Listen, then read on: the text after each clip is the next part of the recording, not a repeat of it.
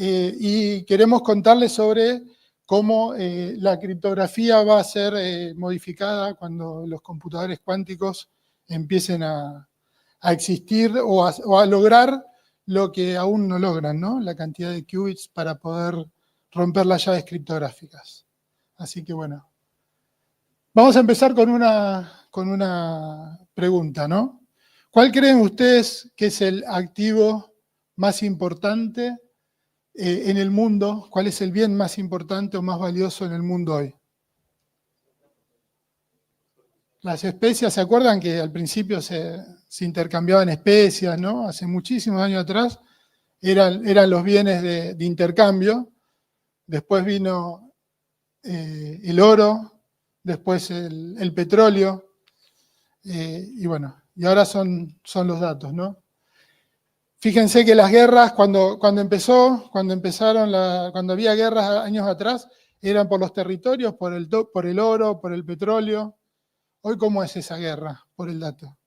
Es en el ciberespacio, es cibernética. Entonces, lo que nos pasó es que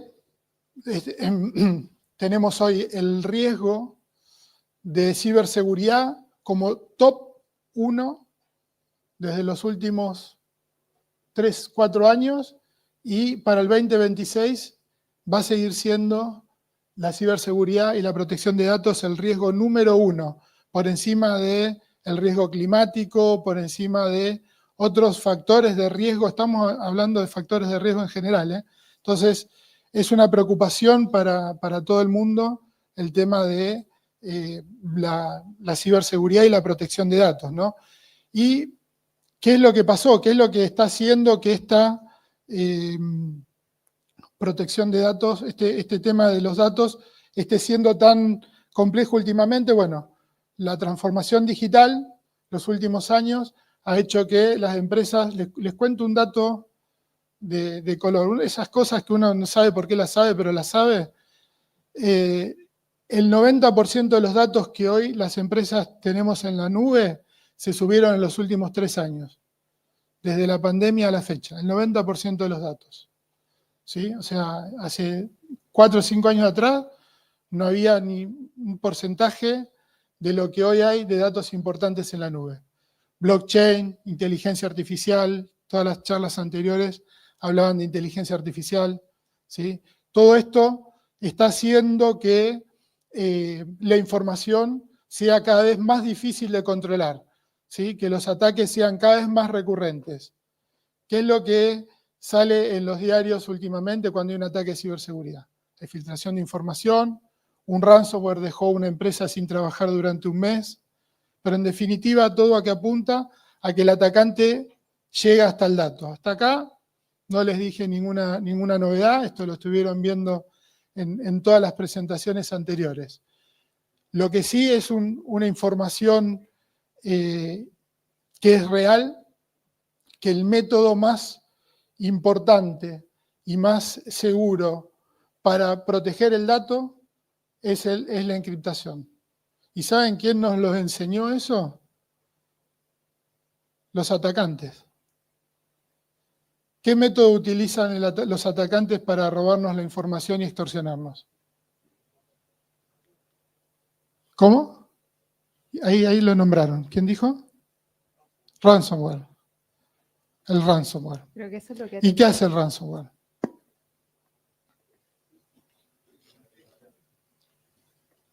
¿Qué hace? Perfecto. ¿Y por qué creen que el atacante utiliza el ransomware? Un regalo.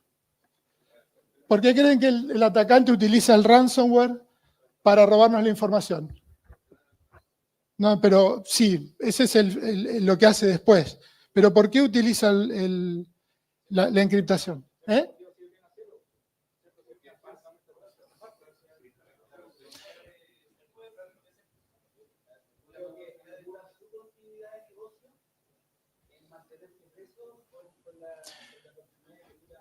Porque él está seguro de que es la única forma que tiene de que tú no puedas recuperar tus datos. ¿Sí? ¿Y por qué no usamos la misma estrategia nosotros antes que el atacante? ¿por qué no encriptamos ese dato y evitamos que cuando llegue el atacante no pueda acceder a ese dato? No lo pueda ver, no lo pueda utilizar, no me pueda extorsionar, que es lo que hace al final, ¿no? Así que, pero, Pauli, contanos un poco cuál es el problema, qué es lo que se viene y por qué vamos a tener inconvenientes con el cifrado y la encriptación tal cual la conocemos hoy. O sea, pero me siento como la profesora con esa pregunta, Pato. No, pero miren. Por 3 puntos en el examen. Eso no, pero miren. Entonces, aquí Patricio habló todo lo que es la importancia de los datos y cómo con un simple acto de cifrar estos datos me puedo zafar del problema. Entonces, tú dices, bueno, si yo puedo cifrar hoy en día, ¿qué tan robusto puede ser ese cifrado? Entonces, por ejemplo, cuando hablamos del algoritmo de encriptación, ¿cuáles son los que existen? A ver, AES, que es simétrico, sirve para entregar la llave de A a B. Ajá. ¿Cuál otro? RCA, exactamente. Y el RCA, desde que nos solucionó la vida, porque yo no tenía que ir, para poder entregar la llave, yo no necesitaba ir al lugar y decirle la clave va a ser esta, que era como la forma la más eficiente de entregar las llaves. Entonces, con el cifrado asimétrico, que es RCA, yo tenía la forma de poder enviarle a mi punto B cuáles iban a ser las identificaciones con las cuales yo iba a encriptar mi mensaje. Entonces tenemos una llave privada y una llave pública. ¿Y qué pasa con esa llave pública? ¿Cómo se compone esa llave pública? Con la factorización de números primos. O sea, para poder hacer un encriptado de RCA, que se usa en todas partes como cifrado simétrico, yo necesito 2 números primos, que son mis llaves privadas, A, B, unas matrices gigantes de números primos. ¿Y cuáles son los números primos? A ver, ¿quién me responde? Eso me gusta. Te has llevado una polera. Eso, súper. Entonces tenemos estos números primos y que si yo los multiplico, tengo un número tan complejo que hoy en día con la capacidad computacional que tenemos, me demoraría de encontrar cuál fue ese par de matrices de números primos que compuso mi llave pública, que es la multiplicación de esas matrices, fuese casi 16 millones de años para poder desencriptar. Entonces teníamos un método tremendamente robusto. ¿Pero qué pasó? Yo creo que toda esta problemática del mundo digital viene por estos caballeros, porque empezamos a mostrar la física cuántica, que hoy día nos ha solucionado la vida, porque el transistor, que fue, cuando aprendimos a conocer cómo funcionaba y usar la dinámica, la energía del mundo subatómico, que esa es la física cuántica. Física clásica es Newton, ¿cierto? Lo que nosotros vemos acá. Física cuántica son los átomos, son el micromundo. Y se comportan en la física cuántica de una manera distinta. Y entonces ahí está toda esta gente del 1900, 1940, cuando empezaron a conocer las bondades del mundo subatómico, llegamos a tener los computadores de hoy día. O sea, si, en el estricto rigor, Pato, si el computador que usamos hoy en día es cuántico, porque usa transistor y usa las propiedades de la física cuántica para poder funcionar. Ya. Entonces tenemos estas personas, y ahí llevamos la primera revolución cuántica, que fue en 1950, que tenemos el chip, tenemos lo que es la resonancia magnética, el láser, que eso es sumamente, lo usamos el día de hoy, el láser para todo, hasta las operaciones en los ojos, y eso se llamó la primera revolución cuántica. Y ahí usamos los efectos de la física cuántica. Y hoy en día me van a creer que hemos aprendido a controlar ese mundo subatómico, porque aparte de saber el principio de superposición, por ejemplo, ¿ustedes saben cuál es el principio de superposición? O sea, que una partícula puede estar en el mismo estado al mismo tiempo. El gato de Schrödinger. Todo eso. Entonces ahora podemos tener, hay entanglement, hay un montón de cosas que nos permiten hacer computadoras cuánticas, o sea, podemos hacer procesadores usando la física cuántica, podemos comunicarnos usando las propiedades de la física cuántica y además, como es tan sensible, ¿por qué no usarlos como sensores? Y eso está pasando hoy en día. Hemos llegado a ese nivel de poder construir computadores cuánticos. ¿Qué? Y aquí va a empezarles a cerrar todas las cosas. O sea, ¿qué hace esta computadora cuántica? Una de las cosas principales, porque esta slide no la puse yo. ¿Por qué la pusiste, Pato, esta? No, porque Empezó a hablar de la física de la computadora cuántica, Feynman. Es el que dio el puntapié inicial. Es el que dio el puntapié inicial para poder tener, digamos, la idea de decir, bueno, ¿por qué no usamos el principio de física cuántica en la computación? En la computación, exactamente. Y ahí, las grandes empresas, Google, IBM, con una cantidad de inversión que no se imaginan, así como las inversiones que han hecho para las vacunas, empezaron a construir computadores cuánticos. ¿Por qué? Porque con el principio de superposición, con el principio de entanglement, ¿qué puedo hacer? Puedo tener una forma de calcular, ya no solo usando bits, que es lo que usamos hoy en día, ceros y unos. Con el principio de superposición puedo usar ceros y unos y todos los estados intermedios. Entonces, imagínense si yo ya no tengo solo ceros y unos, sino ceros y unos y muchas otras posibilidades al mismo tiempo. Y aquí me gustaría decir algo antes de pasar a esto. Viene todo un cambio porque las computadoras cuánticas, por ejemplo, está el Gruber, que viene más adelante en un slide. Sí. ¿Qué sigue? Acá están las grandes empresas. Y aquí está lo que les explicaba del computador cuántico, que ceros y unos, el qubit, pasamos a superposiciones de ellos, y eso sirve tremendamente para hacer simulaciones, por ejemplo, entender búsquedas o ser eficientes. Un algoritmo, ¿cómo podemos repartir las mejores rutas para que el mercado libre haga la entrega más eficiente? Para eso, un computador cuántico lo puede hacer súper rápido, o sea, porque usa todas las posibilidades al mismo tiempo a través del algoritmo de Gruber. Para poder hacer nuevos materiales, nuevos medicamentos, para poder conocer subestructuras, como necesita encontrar patrones, el computador cuántico, usando el principio de superposición, es súper eficiente, es como una inteligencia artificial, pero sin programarla, sino por la naturaleza. Muy entretenido. Entonces, cuando hablamos de la computadora cuántica, está Gruber, que aquí viene, imagino, Gruber, que dice, bueno, nosotros podemos usar algoritmos de búsqueda, y esto es como, imagínense una librería, que tengo tres estantes y quieren buscar un libro. ¿Cómo funciona el computador clásico? Va estante por estante hasta encontrar el libro que quiere. Pero, ¿qué hace un computador cuántico? Como tiene ceros y unos y superposición de ellos, puede buscar el libro en los 3 estantes al mismo tiempo.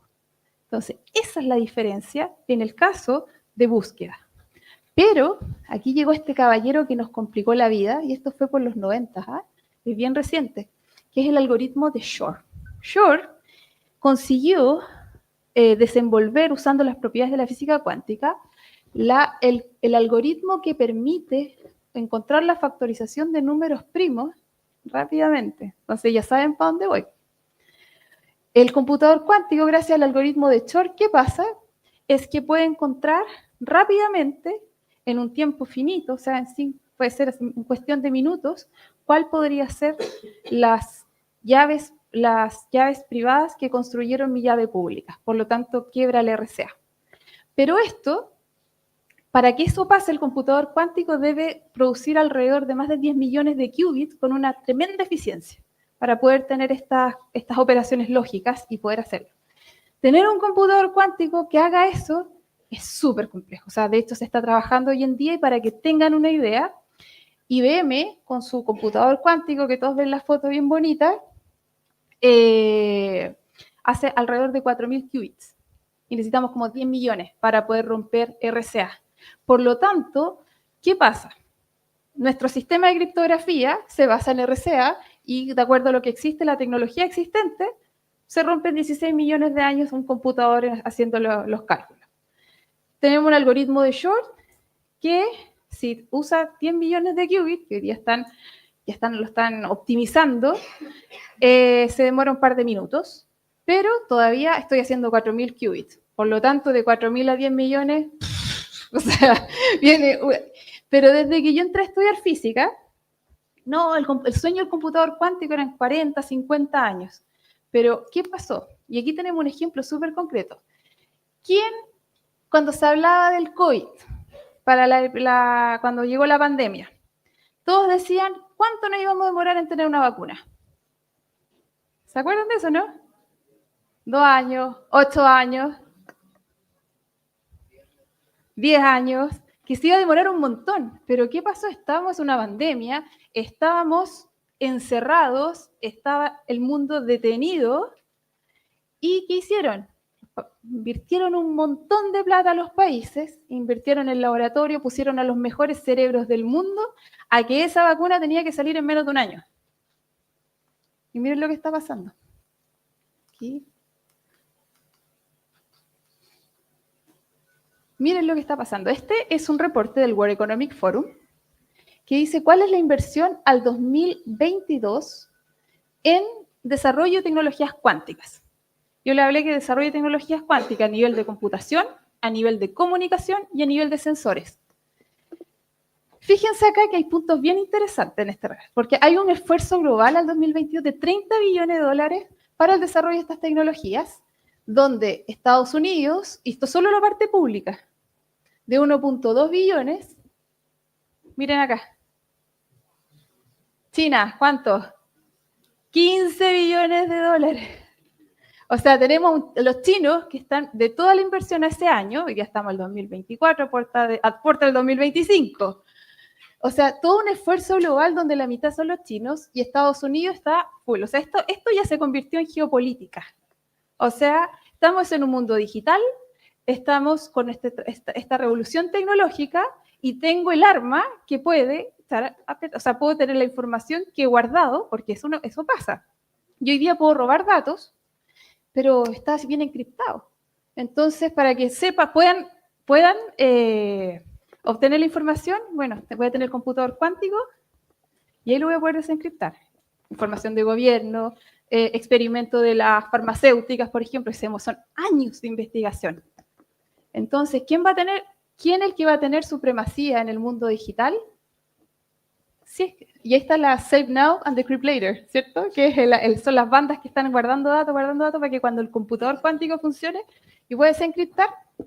Ese es un tema importante, porque Pauli hablaba de, bueno, no sabemos cuánto vamos a tardar en tener ese procesador de 10 millones de qubits, pero los datos se los están robando hoy. Ahora. Esos datos con cifrado de RSA se los están robando ahora. Imagínense ustedes, no sé, información del gobierno, del ejército, de la NASA, de toda esa información clasificada y confidencial de salud, que se la roben hoy y la desencripten dentro de 5, 10 o 15 años. Va a tener el mismo valor que tenía hoy cuando se la robaron. Exacto. Entonces, la preocupación del robo de esa información está hoy, no está dentro de 10 años cuando estén los 10 millones de qubits. Entonces, ese es un tema que ya los gobiernos y las organizaciones están empezando a plantear. Y aquí viene, o sea, de todo esto lo que...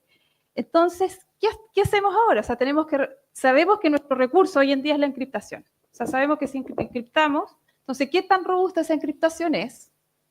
Y vienen acá las soluciones que han encontrado hoy en día. Entonces, de todo tenemos RSA. RSA no va a ser suficiente en muy poco tiempo. Entonces, si yo quiero cambiar lo que es la infraestructura crítica, ¿cuánto me demoro? O sea, muchos de ustedes tienen que cambiar arquitectura. Los proyectos no es de que me cambio este año y para el otro año y no, salió este otro. Son generalmente infraestructuras que son 10 años, o sea, de aquí a 5 años y vamos actualizando algunas cosas. Tratamos de cambiar lo menos posible de manera de fortalecer el sistema, pero que no me cambie. Imagina cambiarse en una empresa grande el sistema operativo.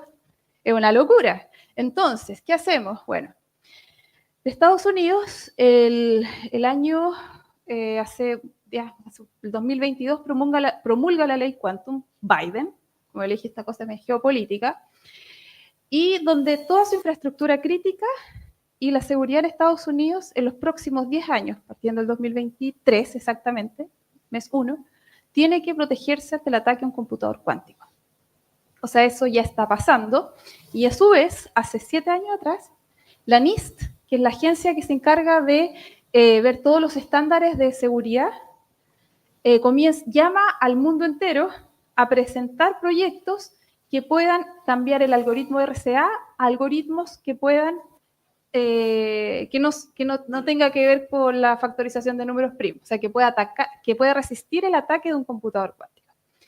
Y finalmente, eureka, agosto de este año, la NIST, después de recibir muchos códigos, más de 200 aplicaciones, los analizaron, los hackearon, ahí salían los chinos que habían hackeado ciertos algoritmos, bueno, quedaron 3, y ahora a final de año se libera uno más, que sería el 4, en donde de estos algoritmos post-cuánticos.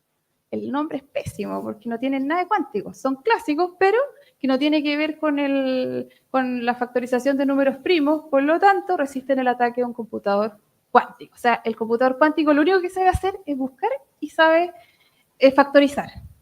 Por lo tanto, si rompemos ese esquema, estamos seguros nuevamente. Y aquí viene la migración a lo que es el post-quantum. Y aquí vienen las recomendaciones de la NIST. Porque sabían que ustedes, y aquí viene una pregunta clave, ¿cuántos de ustedes se han preguntado sobre la llave? Porque hasta ahora hemos hablado de los algoritmos. O sea, tenemos algoritmos RCA, AES, ahora PQC, que son los post-quantum. Pero todo eso es el algoritmo de encriptación. Pero para que funcione, necesito una semilla, ¿cierto? ¿Y ustedes qué tipo de llaves usan? ¿Ah? ¿Escucha a alguien por ahí? O sea, hay llaves pseudo-random, que son algoritmos también, y que también usan la factorización de números primos. Tenemos los físicos, que de ahí vienen 2, que son los true random, que usan la lava lamps y las lámparas de lava y ese tipo de cosas, pero son clásicas. O sea, aquí todos yo creo que saben cómo funciona Newton. Y la física clásica es predictiva, por definición.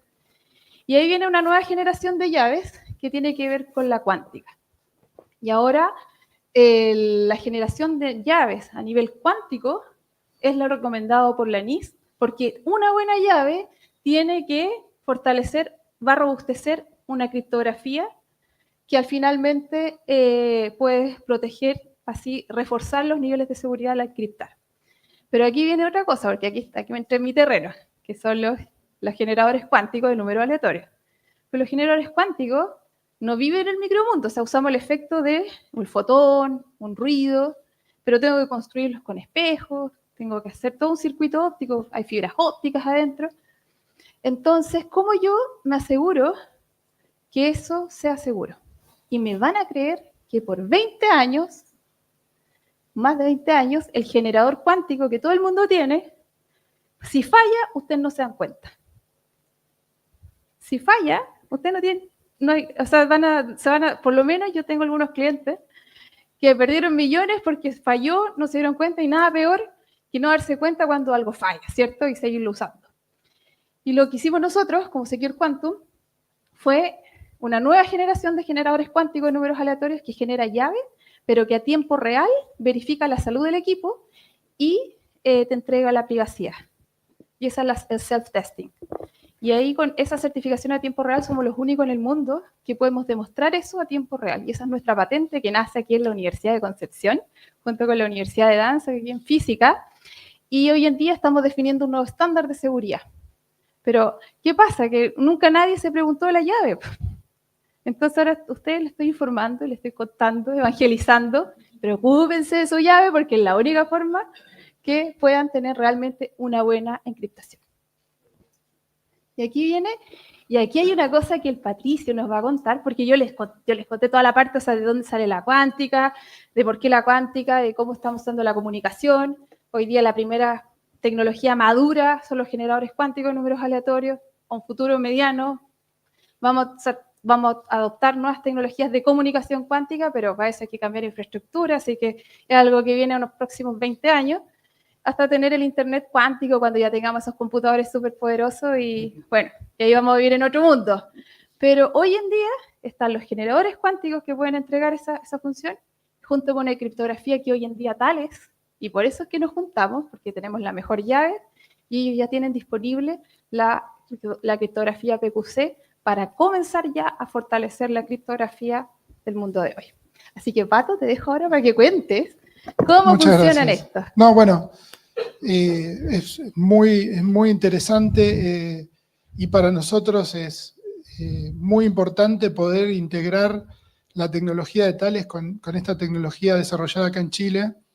De hecho, Thales la está integrando a nivel mundial ahora, ¿sí? Con esta tecnología, así que imagínense el orgullo, ¿no? Aparte de la importancia. Y claro, hablamos de qué necesitamos para tener un cifrado robusto y que soporte a futuro estos procesadores que vienen.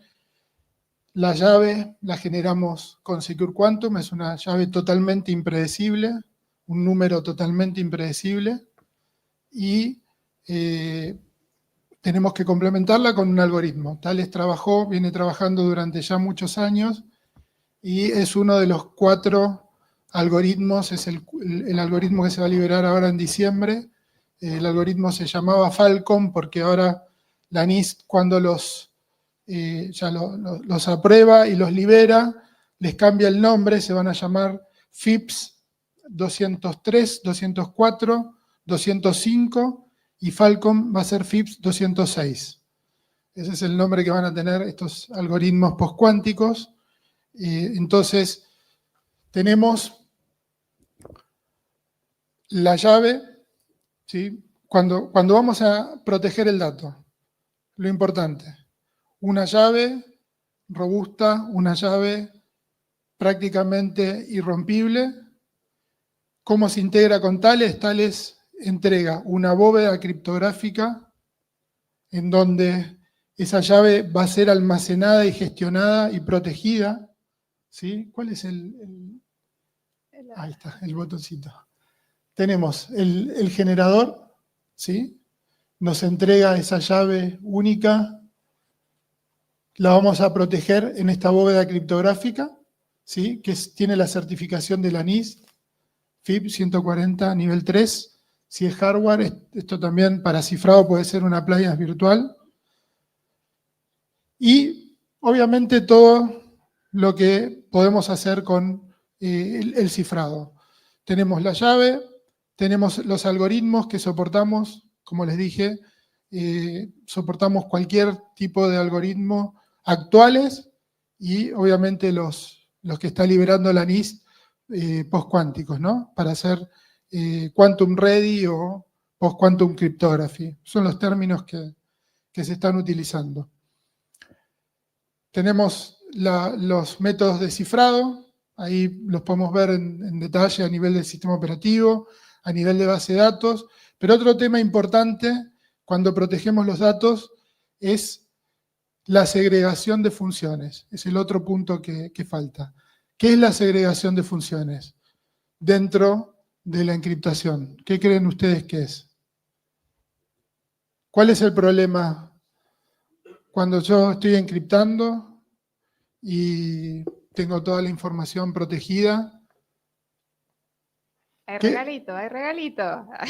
¿Qué es la segregación de funciones? Ese es un rol, sí, pero con el dato, pensando en el dato cifrado.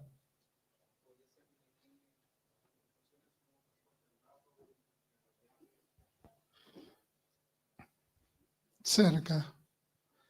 La segregación de funciones en el cifrado es evitar que las personas que no deben acceder al dato en texto claro accedan a ese dato en texto claro.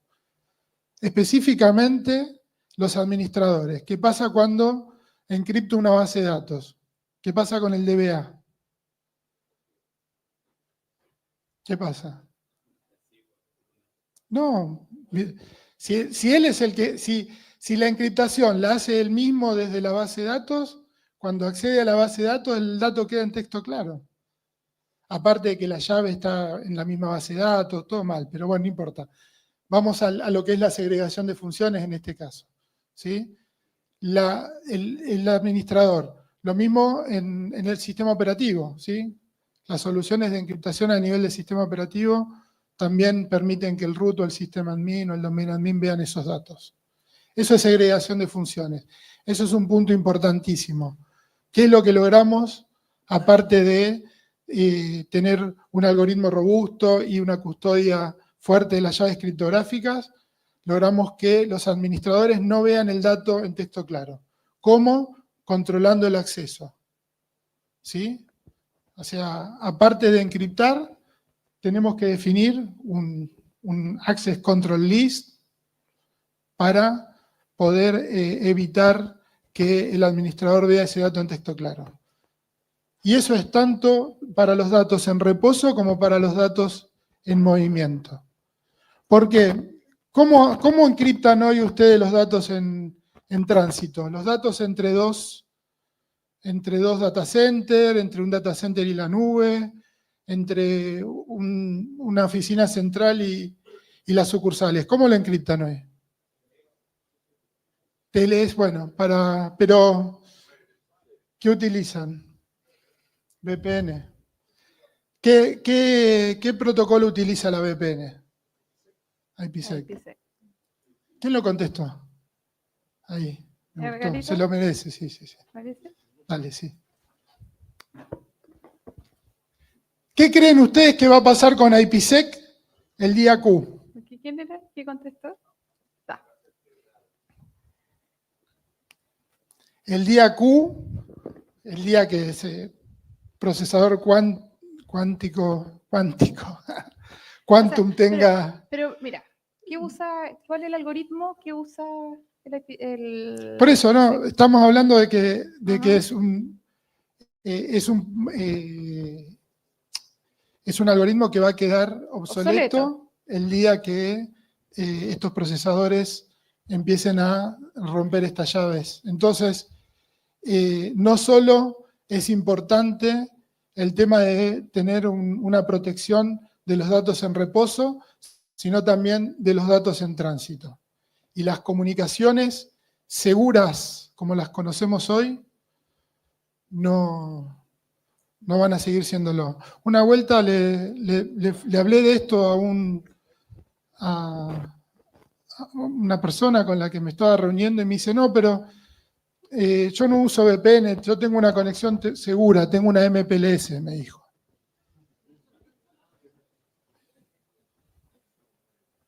Bueno, entonces, el tema... Oye, Pato, sí. Pero hay una cosa, porque nosotros estamos hablando ya del computador cuántico, pero me pueden decir, ya, pero el computador cuántico está en 4.000 qubits y nos tenemos que llegar a 10 millones, están invirtiendo ya 2 años, 3 años, 10 años, eso estiman, 2030, 2031. Pero hay otra cosa que hay mucho más poderosa y que nadie habla, que es inteligencia artificial. O sea, hoy en día con los procesadores que tenemos y empezamos a enseñar, hoy en día también puede ser tan poderoso, porque hay gente que, o sea, estamos hablando que el cibercrimen es la tercera economía más grande del mundo, después de China y Estados Unidos. Entonces, ¿cuánta es la inversión que hay? Y hoy en día podemos enfocarnos a ciertas áreas con inteligencia artificial, porque yo digo el computador cuántico con inteligencia artificial más avanzada, o sea, entonces también es un peligro. Es solo dedicarse a hacer el crimen y enseñar a las máquinas. Entonces, no, pero también se puede usar para el bien, no siempre es para... Pero no, pero estamos en ciberseguridad, ¿no? Sí. No, y aparte nosotros tenemos visión de cuándo van a estar, o lo que nosotros vemos del avance en cuanto a computación cuántica es lo que nos muestra IBM, Google, pero los que estaban ahí en el costadito... Rusia, China, Corea del Norte, no sé cuán avanzados están de verdad. O sea, los chinos hoy en día ya hacen comunicación cuántica. Ellos tienen un satélite De hecho, no sé si ustedes escucharon en Chile y en Neuquén que había una antena que recibía información y estaba todo un problema entre Argentina y Chile, exactamente por eso. Ellos tenían un satélite y envían fotones entrelazados para poder encriptar mensajes. Y lo hacen hace 7 años atrás. Por eso están las alertas a nivel occidental. Para que sepan. Entonces, por eso. No es para asustarlos, es para que sepan nomás. Por eso estas soluciones son Pero bueno, importantes. también podemos cifrar datos en tránsito, en movimiento. Esto se hace a través de un hardware. Se pone en cada uno de los extremos. Es el cifrado por hardware. Y esto lo único que hace es encriptar, ¿sí? No modificamos la arquitectura de red. El firewall sigue existiendo, el router también. Pero le sacamos al firewall esa virtud que tiene de armar VPNs y le dejamos el trabajo a estos equipos que, aparte de ser más seguros, porque también son FIPS, custodian la llave, soportan algoritmos postcuánticos, utilizamos las llaves de Secure Quantum. Aparte de eso, tienen el doble de performance que una VPN.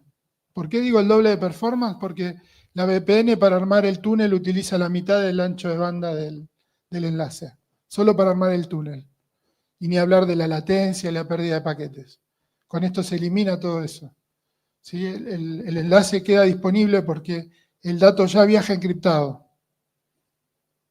Y entonces, bueno, también es. Por eso lo de desempeño y flexibilidad, porque se adapta a cualquier tipo de arquitectura y se puede encriptar en capa 2, 3 o 4, pero lo charlamos eso más en detalle si quieren en el stand afuera. Entonces, conclusiones de PQC. Bueno, sabemos que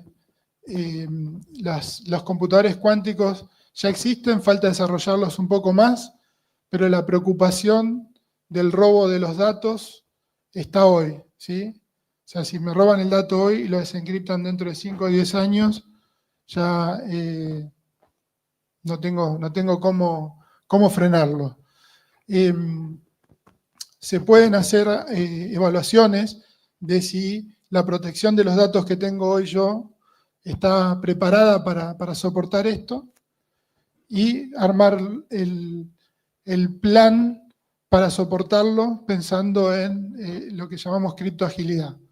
¿Sí? Criptoagilidad es: monto una infraestructura de encriptación, de protección de datos, que se adapte a las necesidades de hoy, pero que también me permita protegerme de los problemas que vengan a futuro. Así que bueno, le queremos agradecer junto a Pauli